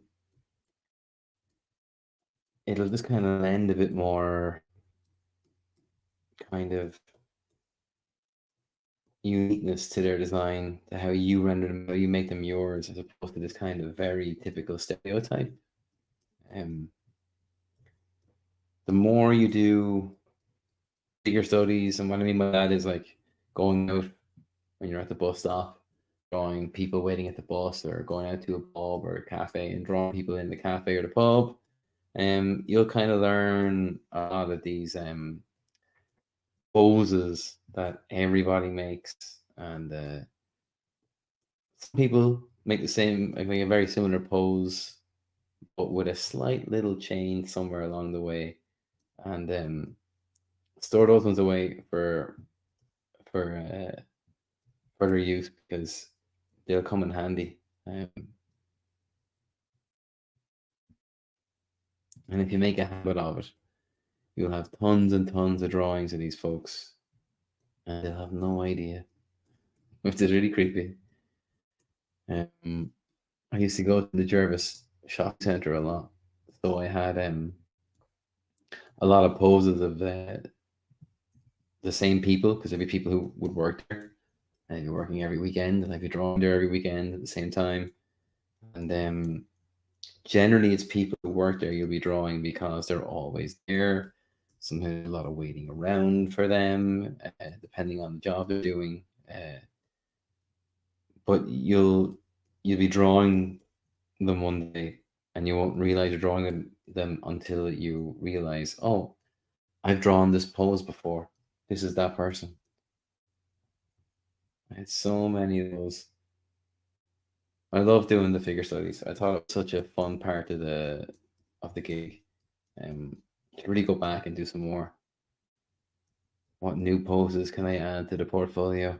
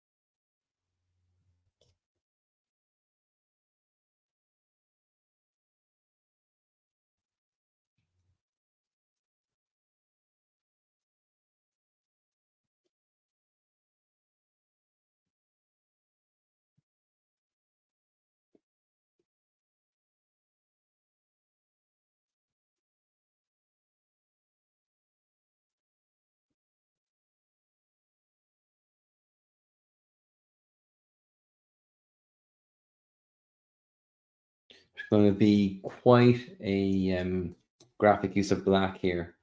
And I guess the coffee's wore off. I got a bit quiet there. I wasn't paying attention. But I'm just thinking about where I'm plotting down my shapes here, because if I'm using a graphic element, I have to make sure the silhouette is where I want it to be. Otherwise, it's going to look messy.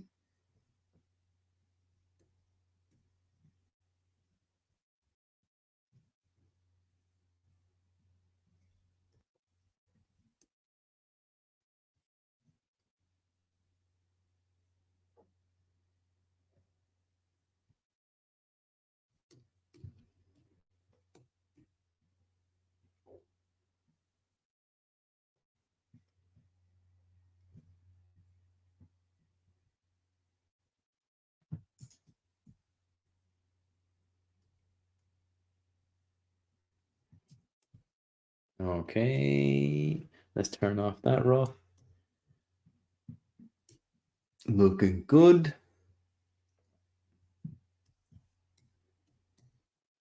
Let's finish off this line here.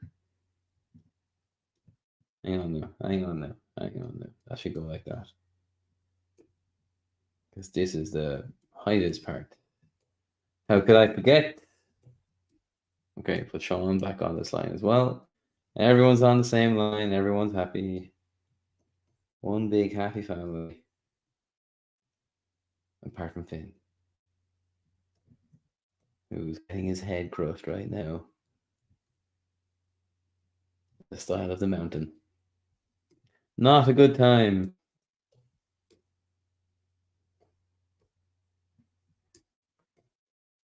Okay, so let's get our silhouettes in here.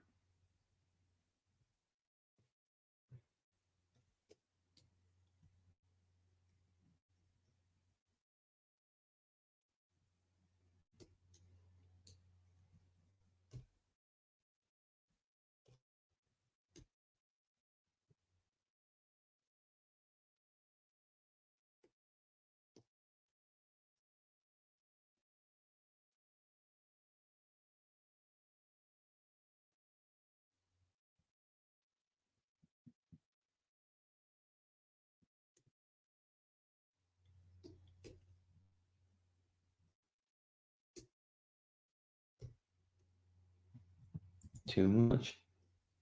There we go.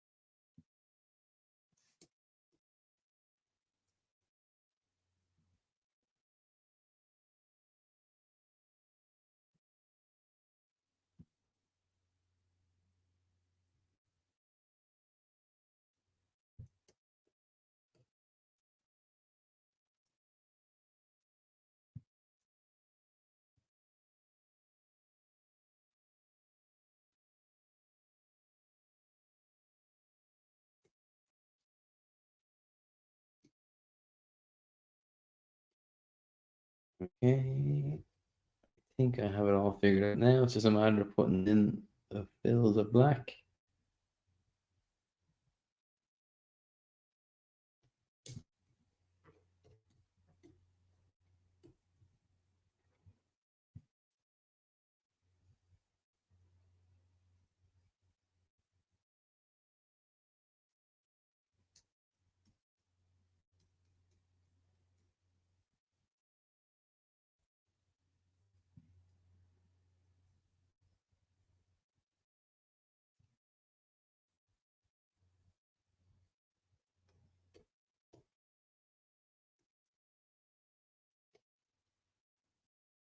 Good numbers again tonight. Thanks so much for tuning in.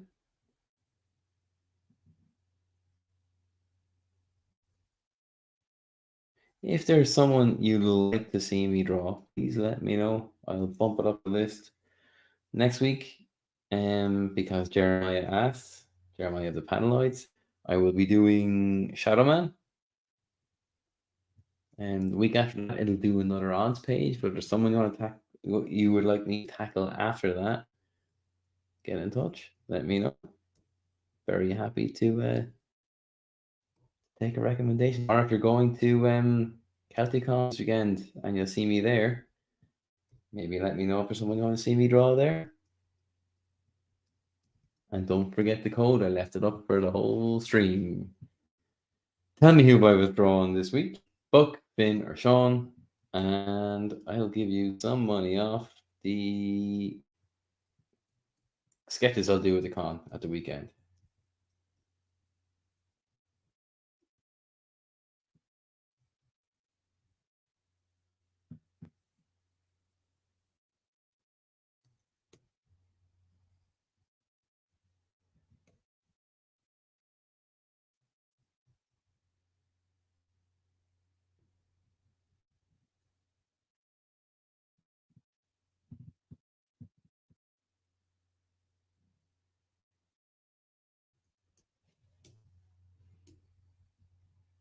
Okay, because quarter past, I'm going to drop these in. And I'll end my fills later. Thanks for staying in with me, guys. That's 2 weeks now where I kind of ran over the time slot. So I'll just get the characters drawn tonight. And I will do... Luckily, I think in panel 2 here, it's just Sean. When I'm doing that and doing her quick background in that one, I'll come back and I'll do this one. Background for this one is basically just speed lines anyway. I want the attention and the emphasis on what's happening to Finn here as opposed to maybe things that are around them. I'll see the point in putting them in there if it's not driving the story forward.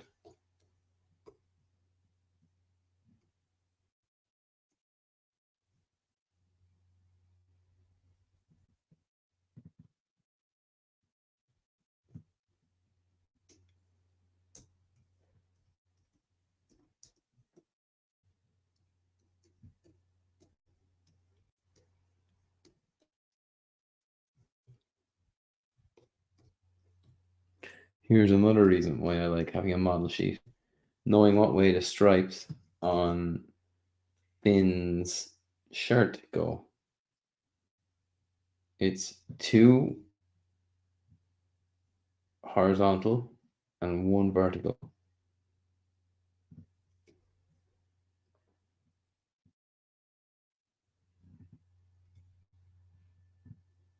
And don't be afraid to go kind of wobbly with these guys. I think it actually tends to lend more to it than take it away. But do put in the correct lines for volumes and the shapes you're describing. I got a couple of those wrong.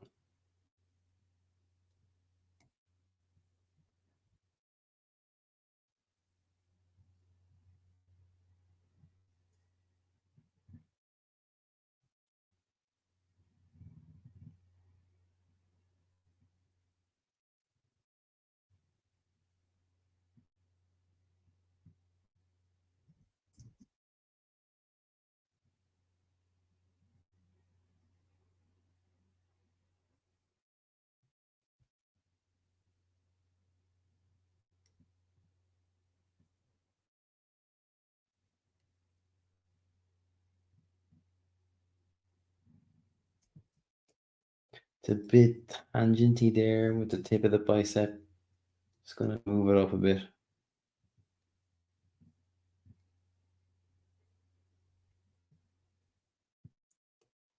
Okay, there's the horizontals now, the verticals.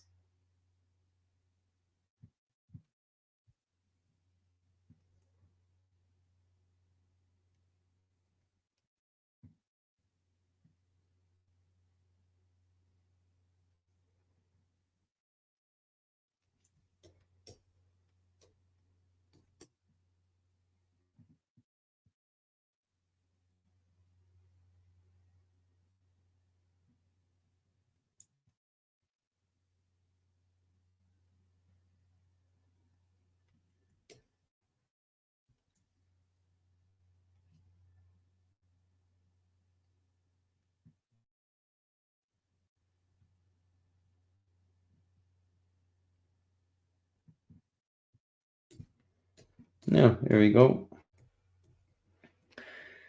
Here is Buck giving Finn a hard time, while Sean looks a little bit surprised. That is our stream for tonight. Thanks a million for tuning in. Really appreciate it. This will be similar to the videos I did previously. There wasn't so much process chat in the stream, so it'll just be kind of video put to music. The live video will be on YouTube and Twitch and Twitter to watch at your leisure whenever you want. It goes up right after the stream. And come see us in CelticCon on Monday. It should be great fun. And I think that's everything. Big thanks everyone who checked out the newsletter this week. A lot of opens. I think pretty much 100%, which is brilliant. Thank you so much. If you're not on the newsletter, hit the website bennessy.com and sign up. If you do that, there's also a discount in the bennessy.com store. Nothing but wins. Go get them. Thanks again. I'll see you guys here next week, same time, and I'll see you over on the odds on Tuesday before that. There you go. There's Buck, there's Sean, and there's Finn having the worst day. Thanks very much. I'll see you guys again another time. See you next week. Bye.